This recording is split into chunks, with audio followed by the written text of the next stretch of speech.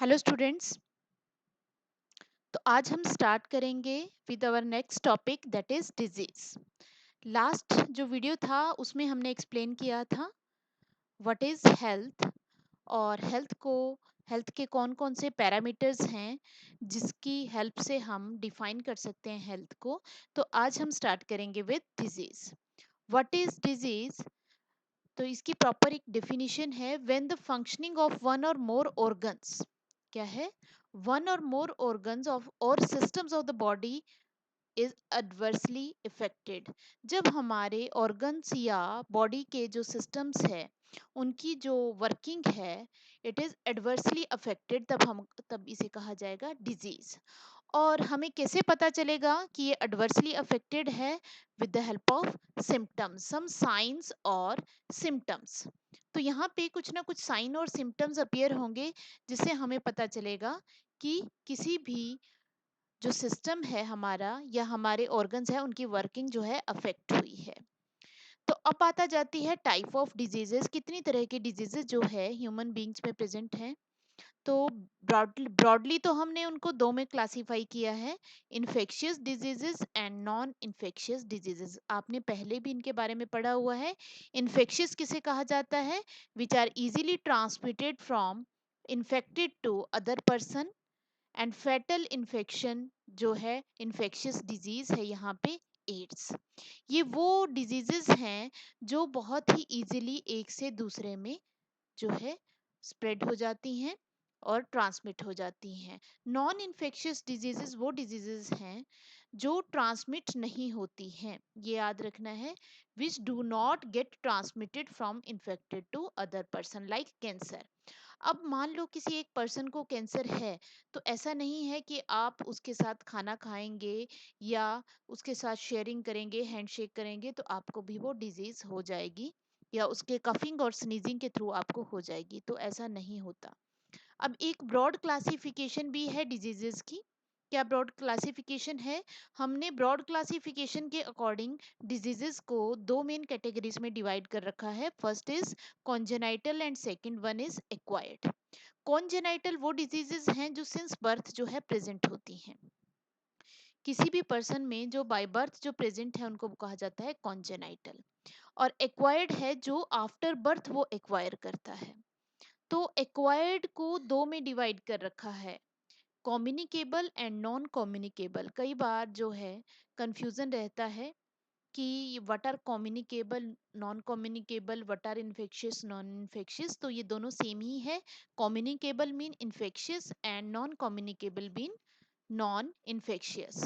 तो communicable diseases वो diseases हैं जो स्प्रेड हो जाती हैं from infected to other person, और नॉन कम्युनिकेबल जो स्प्रेड नहीं होती हैं। तो कम्युनिकेबल जो स्प्रेड हो जाती हैं उनको भी हमने दो कैटेगरी में डिवाइड किया है, कॉन्टेजियस और non contagious. Contagious mean by direct contact, जो सिर्फ डायरेक्ट कॉन्टेक्ट के थ्रू फैलती हैं, जैसे कि हम कहें कि हैंड शेक कर लिया तो स्प्रेड हो जाएंगी। नॉन कंटेजियस ऐसी हैं कि जैसे किसी पर्सन को कोई भी इन्फेक्शियस डिजीज थी, उसने उसका जो टॉवल है आपने यूज कर दिया तो इनडायरेक्ट कांटेक्ट के थ्रू फैली है। उसने किसी कंप्यूटर का किसी नोटबुक का यूज किया था और आपने उसका यूज किया है तो आप में भी वो स्प्रेड हो जाएगी। तो डायरेक्ट कांटेक्ट के थ्रू नहीं, इनडायरेक्ट कांटेक्ट के थ्रू वो स्प्रेड हुई है, तो that is non contagious diseases. अब हम डिस्कस करेंगे बहुत सारी कॉमन डिजीजेस जो कि ह्यूमन बींग्स में होती हैं। अब कौन कौन से पैथोजेंस हैं जो इसको कॉज करते हैं? बैक्टीरिया है, वायरसेस हैं, फंजाई है, प्रोटोजोन्स हैं, हेलमिंथ्स हैं। ये सभी जो है ह्यूमन बींग्स में जो है डिजीजेस कॉज करते हैं। तो हम वन बाय वन हम इनको डिस्कस करेंगे। अब बात आ जाती है next, how pathogens cause a disease. Pathogen कैसे कॉज करते हैं डिजीज? तो ध्यान रखना है, सबसे पहले सरफेस की बात आए, कोई भी पैथोजन जब इन्फेक्ट करेगा तो बाय लिविंग इन, या तो अंदर रहेगा और लिविंग ऑन देम, या उसके बॉडी के सरफेस के ऊपर रहेगा, या सरफेस के अंदर या सरफेस के ऊपर, या आपकी बॉडी के आउटर सरफेस स्किन के ऊपर से अफेक्ट करेगा या आपकी बॉडी के अंदर के सिस्टम्स में अफेक्ट करता है। And what is the mechanism? क्या मैकेनिज्म है? बहुत इंपॉर्टेंट है, आपको याद रखना है mechanism. Pathogen enters into host body by using various means, तो अलग अलग मींस के थ्रू एंटर होता है। सॉरी, जैसे कि आपके रेस्पिरेटरी सिस्टम को अफेक्ट करने वाला है तो ऑब्वियसली रेस्पिरेटरी ट्रैक के थ्रू एंटर होगा। अगर वो पैथोजेंस आपके डाइजेस्टिव सिस्टम का इन्फेक्शन करता है तो ऑब्वियसली थ्रू ओरल रूट जो है वो एंट्री करेगा। तो जिस ऑर्गन को वो अफेक्ट करता है उसी के अकॉर्डिंग उसकी एंट्री होती है। अब एंट्री के बाद क्या करेगा, सबसे इंपॉर्टेंट काम है मल्टीप्लाई। क्योंकि जाते ही वो डिजीज कॉज नहीं करेगा, क्योंकि हमारा जो इम्यून सिस्टम है वो उसको खत्म कर सकता है। तो वो क्या करेगा, अंदर जाके पहले तो it multiplies and increases it's number. तो ये मल्टीप्लाई करेगा और अपने नंबर को इंक्रीज करेगा। आफ्टर इंक्रीजिंग देयर नंबर, अब यहाँ पे मेन चीज कर ली उसने, नंबर इंक्रीज कर लिया। They start interfering with normal vital activities. What are normal vital activities, किसे कहा जाएगा नॉर्मल वाइटल एक्टिविटी? आपकी जो मेन ऑर्गन्स हैं लाइक लंग्स हैं, हार्ट है, किडनीज हैं, ब्रेन है, इनकी एक्टिविटीज के साथ वो इंटरफेयर करेगा, स्टार्ट कर देगा। अब उसके बाद जैसे ही वो इंटरफेरेंस स्टार्ट करेगा तो वहां पे एक इम्पॉर्टेंट जो है हमें साइन मिलेगा या सिम्टम हमें वहां पे अपीयर होने स्टार्ट हो जाएंगे, इंडिकेटिंग डिजीज। वो इंडिकेट करेंगे कि वो डिजीज प्रेजेंट है उस पर्सन में। और एक तो डिजीज इंडिकेट करेंगे किस तरह का पैथोजन है और कौन सा ऑर्गन अफेक्ट हो रहा है, ये हमें उसके सिम्टम्स के थ्रू पता चल जाता है। पैथोजन का साइन के अकॉर्डिंग जो टेस्ट करवाते हैं उसके अकॉर्डिंग पता चलेगा, और डिजीज और अफेक्टेड ऑर्गन हमें सिम्टम्स के अकॉर्डिंग काफी हद तक पता चल जाता है। अब दे रिजल्ट, अब मान लो कि वो उन्होंने जो है वो डिजीज कॉज कर दी, तो वो हमारी बॉडी में क्या चेंज लाएंगे? They result in morphological and functional damage. वो आपकी बॉडी के एक्सटर्नल स्ट्रक्चर्स में या इंटरनल ऑर्गन्स में, या एक्सटर्नल ऑर्गन इंटरनल ऑर्गन उनमें डैमेज करना स्टार्ट कर देंगे। तो इस तरह से कोई भी पैथोजन जो है डिजीज कॉज करता है। सबसे पहले वो एंट्री करेगा, एंट्री करने के बाद अपना नंबर इंक्रीज करेगा, नंबर इंक्रीज करने के बाद वो हमारी जो वाइटल एक्टिविटीज हैं, हमारी जो प्रोसेसेस हैं, लाइफ प्रोसेसेस हैं, उनमें इंटरफेयर करेगा, जिसकी वजह से सिम्टम्स अपीयर होंगे। और सिम्टम्स के बाद वो इतने ज़्यादा नंबर्स में जो है वो डिवाइड कर जाते हैं कि वो हमारे फंक्शनल और मॉर्फोलॉजिकल जो डैमेज है वो कॉज करना स्टार्ट कर देंगे। अब जब भी कोई पैथोजन हमारी बॉडी में एंटर होता है, हमारे पास इम्यून सिस्टम है, हमारे पास बहुत सारे ऐसे मैकेनिज्म है जिसके थ्रू उस पैथोजन की एंट्री को कंट्रोल किया जा सकता है। लेकिन इससे बचने के लिए पैथोजन के पास भी अडेप्टेशंस हैं। तो इनके अकॉर्डिंग जिस ऑर्गन को ये अफेक्ट करते हैं उसके अकॉर्डिंग इनके पास अडेप्टेशंस भी होती हैं। जैसे कि एग्जांपल देती हूँ, जो गट के माइक्रोब्स हैं, आपके डाइजेस्टिव सिस्टम के माइक्रोब्स हैं, they are adapted to survive in low pH. अब पीएच में नॉर्मली सर्वाइव नहीं कर सकता पैथोजन, लेकिन ये माइक्रोब ऐसे होते हैं कि इनमें अडेप्टेशन होती है according to low pH of stomach and action of various enzymes. तो according to the organ they affect, they have various types of adaptations. Let's start with the some common diseases in human beings. First we will discuss about the bacterial diseases. तो bacterial diseases में सबसे पहले हम करेंगे typhoid. तो typhoid सभी ने आपने नाम सुन रखा है। What is typhoid? एक हमारे माइंड में टाइफाइड का नाम लेते ही आ जाता है जिसमें बहुत ज़्यादा टेम्परेचर होता है। तो यहाँ पे जैसे जैसे आपको पॉइंट वाइज दिया है आपको वैसे ही लर्न करना है। सबसे पहले हम इसकी बात करेंगे कॉजेटिव एजेंट। हम सबसे पहले बैक्टीरियल डिजीजेस कर रहे हैं। तो causative agent is salmonella typhi.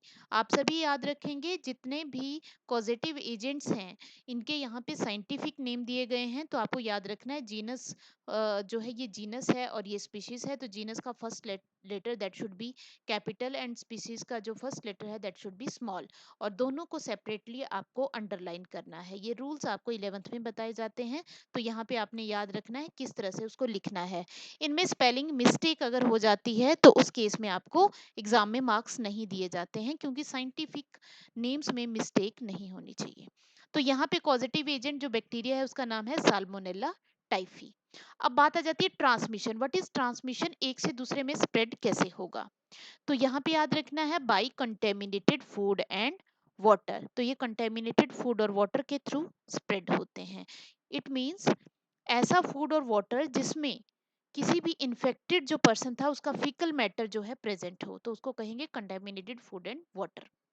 अब कौन सा ऑर्गन इसमें सबसे ज्यादा अफेक्ट होगा? तो इसमें स्मॉल इंटेस्टाइन, ये काफी बार एक टेबुलर फॉर्म में पूछा जाता है कि कौन सा ऑर्गन अफेक्ट होगा, दैट इज स्मॉल इंटेस्टाइन। अब इसके क्या क्या सिम्टम अपीयर्स होते हैं? सबसे मेन सिम्टम है हाई फीवर, हाई फीवर, और इसके अलावा है weakness, stomach pain, constipation, headache, loss of appetite, भूख नहीं लगना, हेडेक।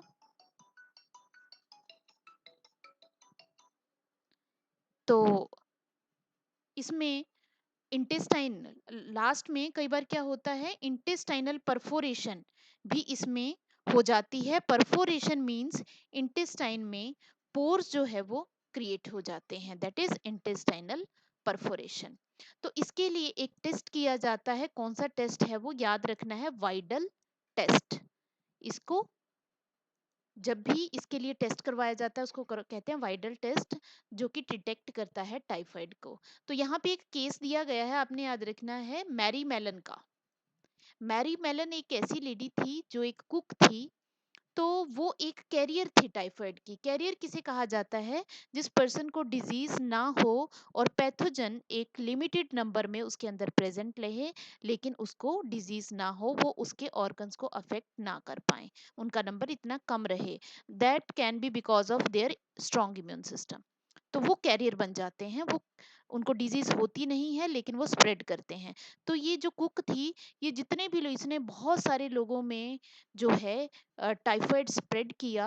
बाद में इसके कैरियर होने का पता चला, तो इसका नाम भी दे दिया गया था टाइफाइड मैरी, क्योंकि जिन लोगों को भी के लिए ये खाना बनाती थी तो उनमें ये भी डिजीज बहुत ज्यादा स्प्रेड हो गई थी। ये केस आपने याद रखना है। नेक्स्ट डिजीज इज निमोनिया, ये भी आप सभी ने सुना होगा। इसका पॉजिटिव एजेंट भी एक बैक्टीरिया है। यहाँ पे दो एग्जांपल दे रखे हैं, दोनों कोज करते हैं। First one is Streptococcus pneumoniae और second is Haemophilus influenzae. Spelling बिल्कुल सही होने चाहिए आपके। स्ट्रेप्टोकोकस निमोनी, पी साइलेंट है यहाँ पे, एंड हीमोफिलस इन्फ्लुएंजी। अब इसका ट्रांसमिशन कैसे होता है, कैसे ट्रांसमिट होगा एक से दूसरे में? Bye inhaling the droplets released by infected person. जब इन्फेक्टेड पर्सन कफिंग स्नीजिंग करेगा तो उस टाइम पे जो ड्रॉपलेट्स रिलीज होती हैं उनके थ्रू ये बाकियों में स्प्रेड होता है। And by sharing glasses and utensils, बर्तन और ग्लासेस जो है जब शेयर करते हैं तो उसके थ्रू भी स्प्रेड होता है। इसमें ऑर्गन कौन सा अफेक्ट होगा? लंग्स। सॉरी। अब सिम्टम्स की बात आ जाए, इन्फेक्शन जो है इन्फ्लेमेशन कर देता है in alveoli, which results in discharge of fluid by cells of alveoli. Inflammation किसे कहते हैं? स्वेलिंग एंड रेडनेस हो जाती है इसके इन्फेक्शन की वजह से। कहाँ पे? एल्वियोलाई में। उसकी वजह से एल्वियोलाई एल्वियोलाई की जो सेल्स हैं वो एक फ्लूइड रिलीज करती हैं, और उस फ्लूइड में ही ये बैक्टीरिया बहुत ज़्यादा ग्रो करना स्टार्ट कर जाते हैं, और जो सरफेस एरिया है वो कम हो जाता है लंग्स का, तो प्रॉब्लम आ जाती है रेस्पिरेशन में, ब्रीदिंग प्रॉब्लम यहाँ पे अपीयर हो जाती है। तो यहाँ पे कुछ कैरेक्टरिस्टिक सिम्टम्स हैं like fever, chills, cough, headache. अब यहाँ पे कैरेक्टरिस्टिक है lips and finger nails turn grey to bluish. आपने याद रखना है यहाँ पे स्पेलिंग थोड़ी सी मिस्टेक है, that is that will be grey, GREY। Grey to bluish क्यों हो जाते हैं लिप्स और फिंगर नेल्स? क्योंकि जो डीऑक्सीजनेटेड ब्लड ही इन पार्ट्स में पहुंच पाता है, ऑक्सीजनेशन कम हो पाती है लंग्स में, जिसकी वजह से फिंगर नेल्स और लिप्स ब्लूइश हो जाते हैं। तो इसके अलावा भी बहुत सारी बैक्टीरियल डिजीजेस है जो ह्यूमन बीइंग में होती हैं, जैसे कि है डाइसेंट्री है, प्लेग है, डिप्थीरिया है, ये सभी की सभी बैक्टीरियल डिजीजेस है। In the next video, we will discuss about various viral diseases.